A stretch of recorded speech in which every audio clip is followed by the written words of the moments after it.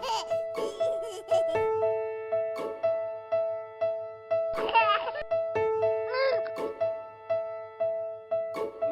Life I Don't Want.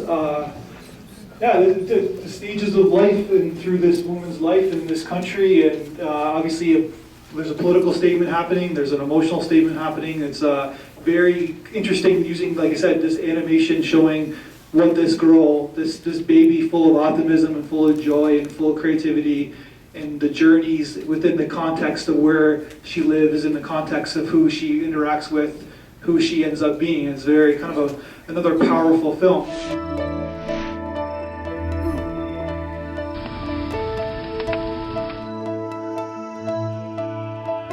First, the art direction in this film is so beautiful. It's so, like, everything is drawn so cutely for such a powerful kind of film. I really love that. But in general, what I like about this whole half of the animation section is that so often you see animation done for cutesy children kind of films, and I like that it showed that through drawings you can really talk about something more serious, both in a more graphic sense and in kind of a more dissociative sense, because you get to draw these things. We don't have to watch somebody go through it.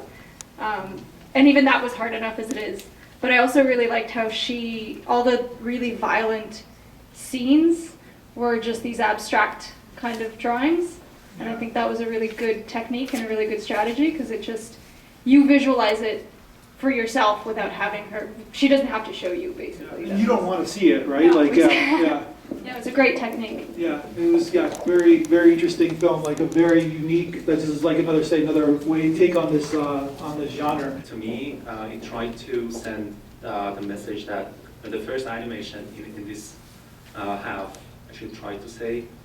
So like the expectations, the limitations, you know, the way the society forms, you know, how you should think, and you know, all those stuff. But it didn't end like that well.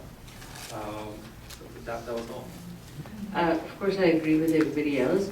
It is a very South Asian film, a South Asian situation, and it is a very common story told. However, I thought he did it in such a unique way that it made it very special. And this entire message was given right through the film in a great way. However, at the end, he minimized it with a narration, with all the words that came at the end that women have, you know, it's like all the writing. He minimized his wonderful work where words were not needed. So I just feel that that last bit should not have been there. But the film was really fantastic.